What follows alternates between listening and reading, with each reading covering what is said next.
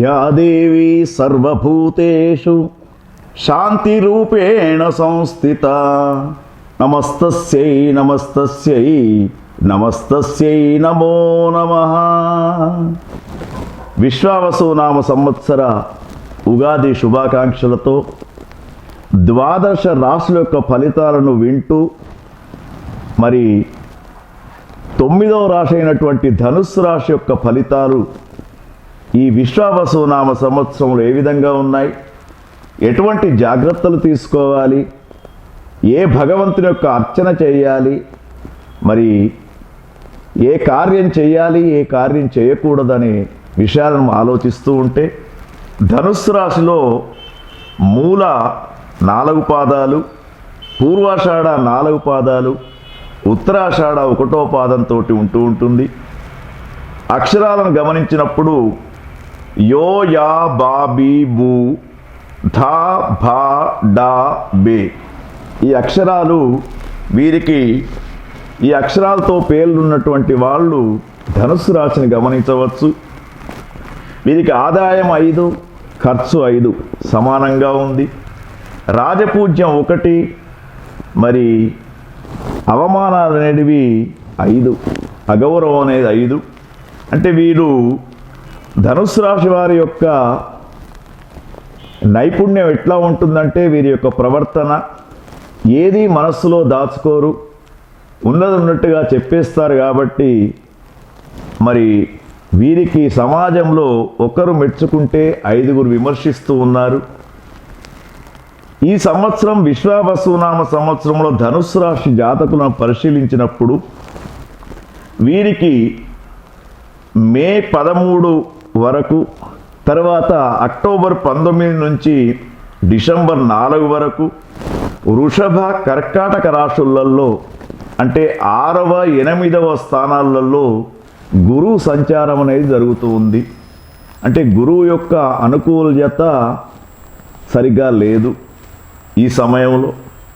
మరి మే 14 నుండి అక్టోబర్ 18 వరకు, తర్వాత డిసెంబర్ 5 నుండి సంవత్సరం మొత్తం కూడా 7వ స్థానంలో గురువు అనుకూలంగా ఉన్నాడు. కాబట్టి గురువు అనుకూలంగా ఉన్నటువంటి సమయంలోనే నూతన వ్యాపారాలు, నూతన పెట్టుబడులు, ఇంట్లో శుభకార్యాలు, గృహప్రవేశాలు, వివాహ ప్రయత్నాలు, విదేశీ ప్రయత్నాలు ఇవన్నీ కూడా ఫలిస్తూ ఉంటాయి. కాబట్టి సాధ్యమైనంత వరకు మే 14 నుండి అక్టోబర్ 18 వరకు మీరు ప్రయత్నాలు ఎక్కువ చేయండి. ఇంట్లో శుభకార్యాలు జరుగుతూ ఉంటాయి. ఎన్నో రోజుల నుండి ఎదురు చూస్తున్నటువంటి మీ పిల్లలకు వివాహ సంస్కారాలు కావచ్చు, లేదా సంతానం లేనటువంటి వారికి సంతాన యోగ్యత కావచ్చు కలిగే అవకాశం మనకు కనబడుతూ ఉంది. మరి శని గ్రహం యొక్క సంచారాన్ని గమనించినప్పుడు ఏప్రిల్ 17 వరకు, మరల అక్టోబర్ 11 నుండి జనవరి 10 వరకు కుంభరాశిలో 3వ స్థానంలో శని సంచారం వీరికి అనుకూలంగా ఉంటుంది.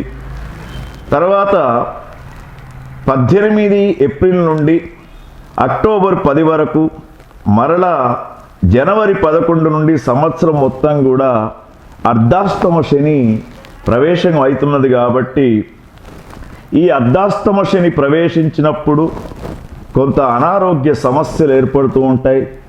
శ్వాస సంబంధమైనటువంటి వ్యాధులు, గుండెకు సంబంధించినటువంటి వ్యాధులు, ముఖ్యంగా డయాబెటిక్ పేషెంట్స్ ఎవరైతే ఉంటారో వాళ్ళు అర్ధాష్టమ శని ప్రవేశించేటప్పుడు కొంత జాగ్రత్తగా డాక్టర్ల యొక్క ప్రిస్క్రిప్షన్ను చక్కగా వాడాలి.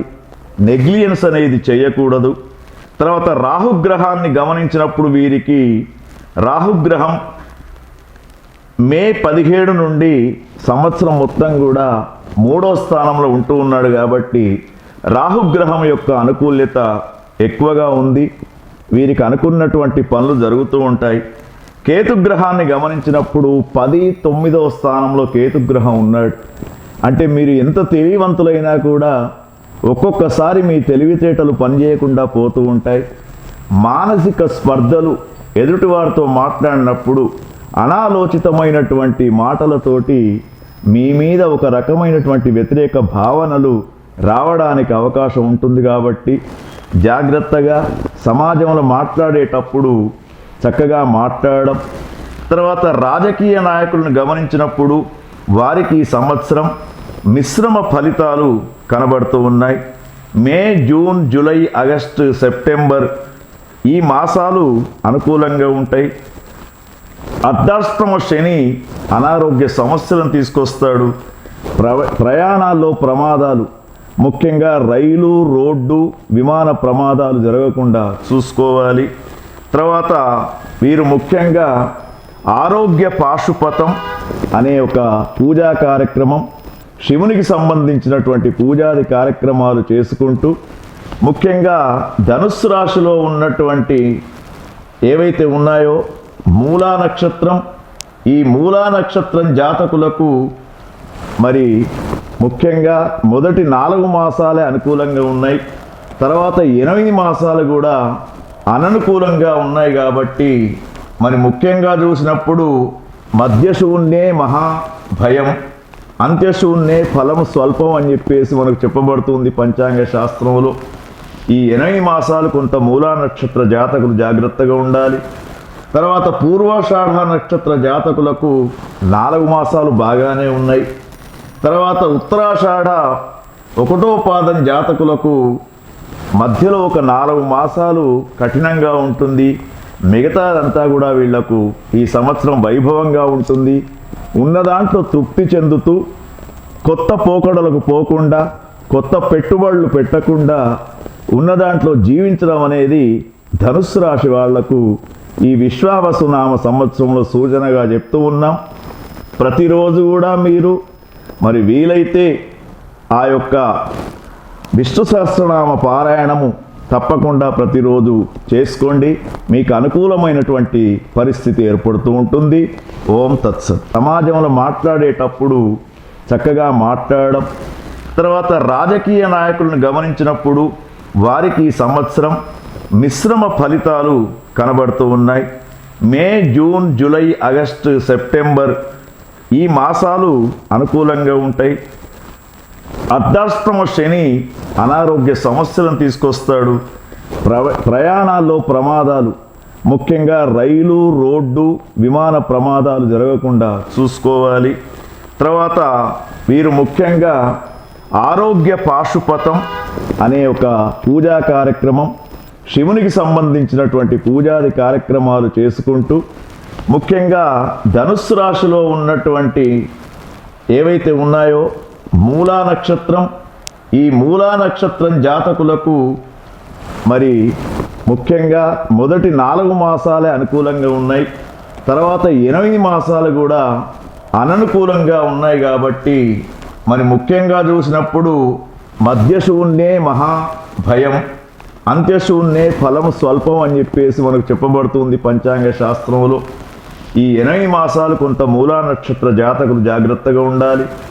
తర్వాత పూర్వాషాఢ నక్షత్ర జాతకులకు 4 మాసాలు బాగానే ఉన్నాయి. తర్వాత ఉత్తరాషాఢ 1వ పాదం జాతకులకు మధ్యలో ఒక 4 మాసాలు కఠినంగా ఉంటుంది. మిగతాదంతా కూడా వీళ్లకు ఈ సంవత్సరం వైభవంగా ఉంటుంది.